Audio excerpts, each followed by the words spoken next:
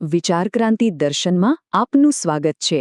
આજે આપણે પંડિત શ્રીરામ શર્મા આચાર્યજીના દૃષ્ટિકોણથી સમજવાની કોશિશ કરીશું કે પરિવારનું સાચું મહત્વ શું છે અને શા માટે એની પવિત્રતા જાળવવી ખૂબ જરૂરી છે.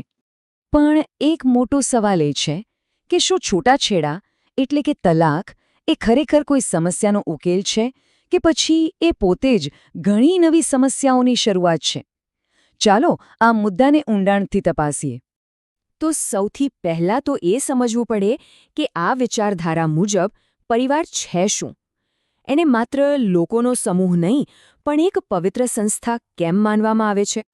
આચાર્યજીનો એક બહુ જ ઊંડો વિચાર છે કે પરિવાર છે ને એ કોઈના વ્યક્તિગત અધિકારો પર નથી ચાલતો. ના, એનો પાયો છે સદ્ભાવના અને સહકાર, અને એમાં જ એની ખલી તાકાત છુપાયેલી છે.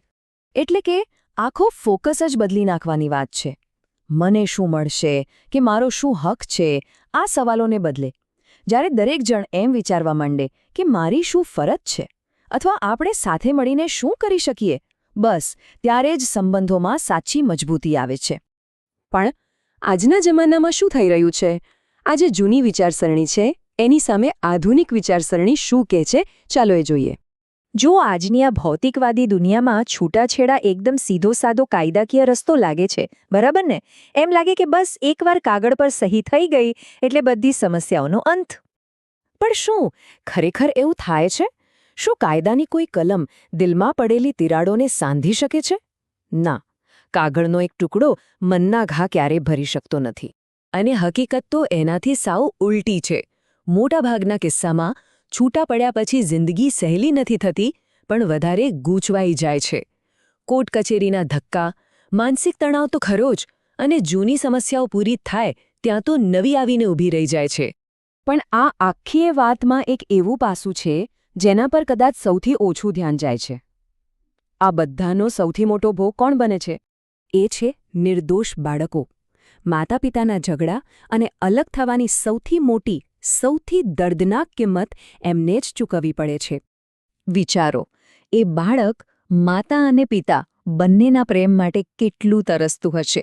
એને તો બંને જોઈએ છે, અને જ્યારે એવું નથી થતું ત્યારે એના જીવનમાં એક એવો ખાલીપો રહી જાય છે જે કદાચ ક્યારેય ભરાતો નથી. અને આ ખાલીપો માત્ર ભાવનાત્મક નથી હોતો. એની સીધી અસર બાળકના માનસિક વિકાસ પર પડે છે. જ્યારે એને માતા પિતા બંનેનો પ્રેમ નથી મળતો ત્યારે એનો સંપૂર્ણ વિકાસ રૂંધાઈ શકે છે, અને આની અસર એ કદાચ આખી જિંદગીભર રહી જાય છે. તો સવાલ એ થાય કે જો છૂટાછેડા ઉકેલ નથી તો પછી રસ્તો શું છે? શું કોઈ ઉપાય છે પરિવારને તૂટતો બચાવવાનો? હા, આચાર્યજી એક રસ્તો બતાવે છે. ઉકેલ બહાર ક્યાંય નથી, એ આપણી અંદર જ છે, આપણી વિચારસરણીમાં. બસ 3 વાતો યાદ રાખવાની છે. પહેલું, સદ્ભાવ, એટલે કે એકબીજા માટે મનમાં સારો ભાવ રાખવો. બીજું, સહકાર, એટલે કે સાથે મળીને ચાલવું. અને ત્રીજું, અધિકારની નહીં પણ ફરજની ભાવના રાખવી.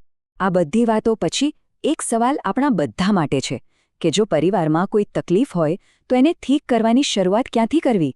આ સદ્ભાવ અને સહકારની ભાવનાને જીવનમાં ઉતારવા માટેનું પહેલું પગલું કયું હોઈ શકે? આજે આપણે પરિવારની પવિત્રતા પર આચાર્યજીના વિચારોને સમજવાનો પ્રયત્ન કર્યો. આવા જ બીજા ક્રાંતિકારી અને જીવનને નવી દિશા આપનારા વિચારો માટે વિચાર ક્રાંતિ દર્શન સાથે જોડાયેલા રહો. ખૂબ ખૂબ આભાર.